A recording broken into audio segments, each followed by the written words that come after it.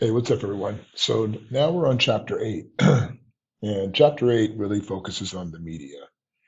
And when we talk about the media, particularly in today's world, we're really talking about social media, since that's where most of Americans get a lot of their information today. Ironically, it's interesting to also note that um, if you went back, uh, let's say 15, 20 years ago, information was really still coming through the internet, but it was getting faster and faster um, as phones got more sophisticated and smartphones came on the way they are now, most people get a lot of their information strictly from their phones. You go back, 40, 50 years ago, it was television. Before television, it was radio. Before radio, it was mostly the newspapers. Before newspapers, it was mostly books. Um, So there's been a progression of information. And on one hand, the value in today's world is that we get information much more quickly than they did in times past. But it also, because it does come quickly, doesn't we sometimes don't test it to make sure it's real or the information is viable before it gets put out. It's frequently the case where information is it's dumped on us that may not be accurate because they're so busy trying to get it out so quickly that they forget to worry about whether it's actually correct. Now, in America, particularly, and around the world, I would even argue that with social media and smartphones, it has the idea of how much information is provided to us, millions of bits of data of information every single day. And so many people spend so much time on media, mostly for silly, fun, social stuff, and unfortunately, there's not enough time on things that really matter to them. Most of my students, I know for a fact, don't have any news apps on their phone. They don't bother to look at a lot of what's going on. If they do, it's somebody they're listening to who may not even be qualified to speak in those issues. Be shocked in the media, for example, in the news media, that a lot of the people who they interview on a lot of these shows just have a degree in communications, but they're not political experts, for example. And that's a problem because you're listening to people who may have a bunch of followers, but may not be really qualified to speak in those issues like an expert from the field. And it's ironic that they rarely pick the experts from the field to talk on these things.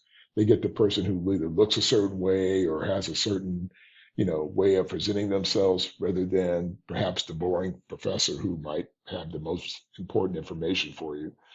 Um, but nonetheless, it has been incorporated in every single aspect of our lives. People are wired into it 24 hours a day, 7 days a week now. Um, and a lot of it's privately owned, which is an interesting notion and an interesting problem to have because with privatization of most of these things, that means whoever owns them can control the media, which again creates in the previous chapter we talked about public opinion. It's what drives your public opinion. So I use the media to drive what you perceive about our country, about the world around you, about all the things that matter in your life. We can create a belief system for you based on the information we allow you to accumulate by virtue of the media, whether it's Snapchat or whether it's Instagram or what TikTok or whatever people are, or Facebook or whatever people are looking at, they're looking at it a lot. And we spend more time looking than we do talking to one another today, which is an incredibly difficult sociological problem we face today. There are some regulations that you have that the organizations have to adhere to that are set up by the FCC. One is the equal time rule, which basically means politically that if you're going to give, say the conservatives their chance to speak on a particular issue, they're supposed to give the liberals also equal time or vice versa. So they're supposed to make sure there's balance and fairness in the information and how it's being presented, particularly in the issue of politics. And then in terms of functioning, of course, the goal is to provide objective coverage of events. As I mentioned, that's where that equal time rule kicks in. Also to help facilitate public debate and discourse, meaning that we're supposed to talk to each other about these issues and share ideas, even if we disagree. However, today more and more people are polarized, friendships are broken, people are really dug in, particularly on the Trump and Kamala Harris issue. And it's hard to have a rational conversation, even with me as a political expert. Having rational conversation with some of my friends that I grew up with or high school classmates is increasingly difficult. And it's interesting how people will follow and believe false narratives, even if you present them with real information, they will deny the real information. That's why one of the most dangerous things in a certain way, but in some ways enlightening for those who should pay attention, is when Trump always says fake news. I mean, and certainly there are certainly news that is fake, and certainly and there's a little bit of that on both sides. I think Fox News has an extra helping of it, but it's nonetheless, it's still, by creating that narrative, then people doubt the information that's being given to them, and this leads to, again, further erosion of our democratic principles and values, and it's sort of the core of our country. If people don't believe what they're seeing, then we have a problem. But also, this is a byproduct of the monetization of news media. As before, if you went back 30, 40 years ago, news was a public service, and it wasn't a ratings game, and it wasn't an economic ticket. Their goal was to provide you real information about topics that were relevant to your life. And now it's become, well, let me do whatever I can sensationalize to get you to watch my station over this station. Even if I have to lie to you, I will do so. It's supposed to be conceptually also the watchdog of the government, meaning that they provide information to you about what our leaders are doing, provide information to hold, so we, the people, can hold those people accountable. That is certainly not as prevalent today as it used to be in times past, but that is certainly one of the most important components in democracy that we supposedly have, is that we, the people, are supposed to be able to keep an eye on the people who lead us, as our founding fathers wanted us to do. This is just an example of some of the political blogs and social media that were out. This is 10 years ago, but Huffington Post was real popular then, CNN, The Blaze, all these different entities were all in place back in 2014. But there's many more today that talk about these things that are outside of these five companies or organizations. This is a picture of Bob Woodward and Carl Bernstein, who investigated and brought Nixon, the Watergate scandal that took down the Nixon administration. And again, the idea of the media that was brought up and brought to the light, really brought a light to what Nixon was doing. This also happened with Vietnam War, when Vietnam was the first televised war that people got to see firsthand the ugliness of war, and it really had a huge political blowback for the political politicians of that time because of that fact. So now, when we talk about, historically, we live in an era that was, when you had the idea of partisan press, right? And partisan press is when you had one side standing firmly on its belief versus the other side. Going back to the Constitution, it was the Federalists versus the Anti-Federalists. Those folks that wanted to stay with the Articles of Confederation versus those that wanted to go with the new federal Constitution. So we've always had partisanship in our press, and the press would line up a slot behind either one or the other, depending on who knew who, and those types of things. Uh, and also, even with newspapers today, which even I would argue newspapers are slowly going by the wayside, at least with the non-electronic ones are. But the newspapers usually get behind a particular political party as well. So whoever owns the New York Times, they'll lean into one candidate. Whoever owns the LA Times or the San Diego paper or even the Valley Times will put their political slant on whatever they allow to be shown on their either on their websites or in their newspapers. If you go back to the 1930s, this is an example of Franklin Delano Roosevelt, better known as FDR, he did these fireside chats usually every Friday to kind of make him humanize himself with the American public who all had radios. So back in those days on Friday nights, the families would get together and sit by the fireside and listen to FDR, to say basically what's going on in America. And this really brought a human element. It was also the advent of the electronic age too, where radios are now being used all across the country to give instant information about what was going on. So this is again how the beginning of evolution of the electronic age of media.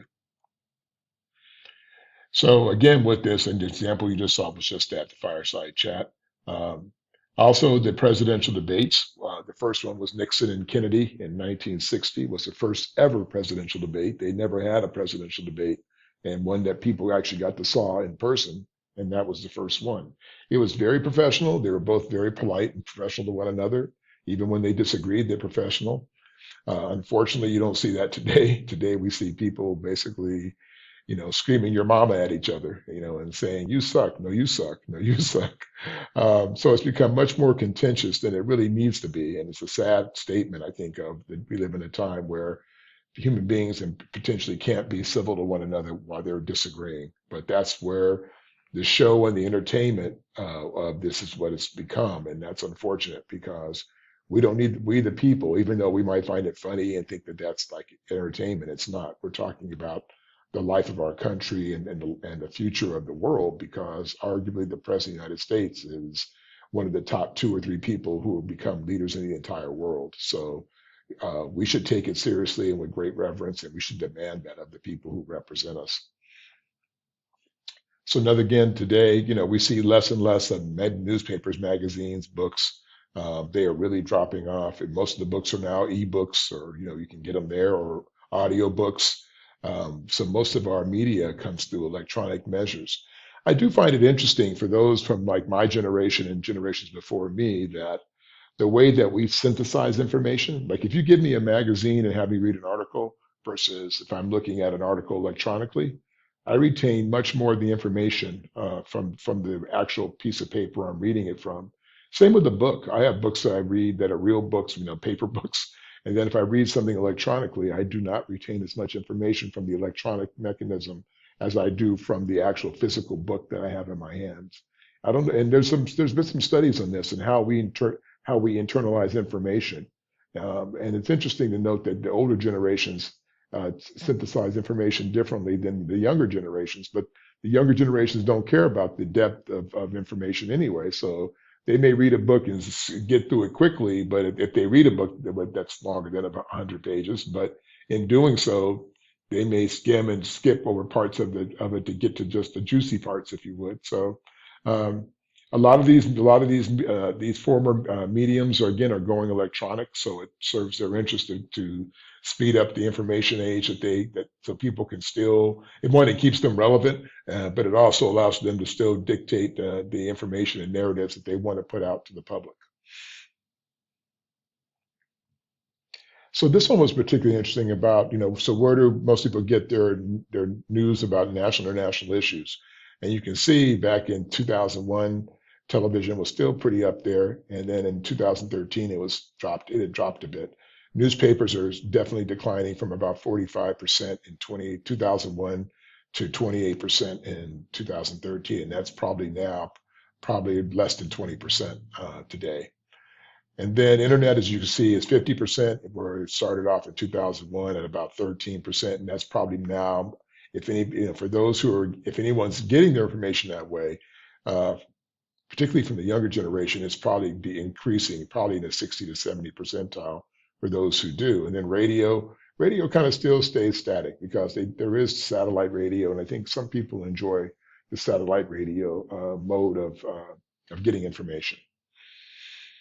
This one shows you the social divide based on generations of how people use social media. And you go back to before 2006, and you'll see that, so from age 18 to 29, you see the big jump in terms of social media, meaning electronic social media. And that's certainly gone up since then, probably in the 90th percentile, if not higher.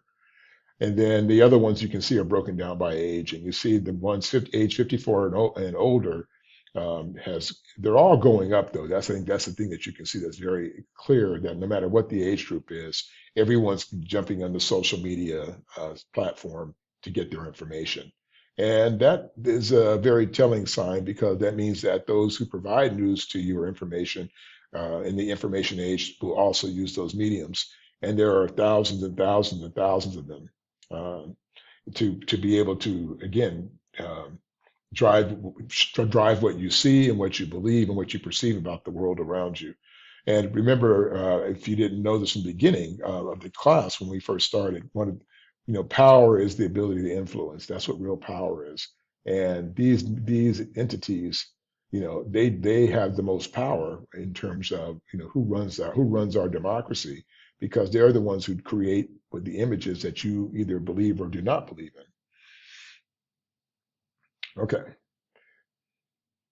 So we talk about the owner who owns the media. Well, it's probably very interesting to see if you really realize that of all the hundreds and hundreds of channels that are on cable right now, that really a handful of corporations own most of them, except for PBS, or the the Corporation of Public Broadcasting. That's a separate entity, it's government function and government owned. But the other ones are all owned by private individuals.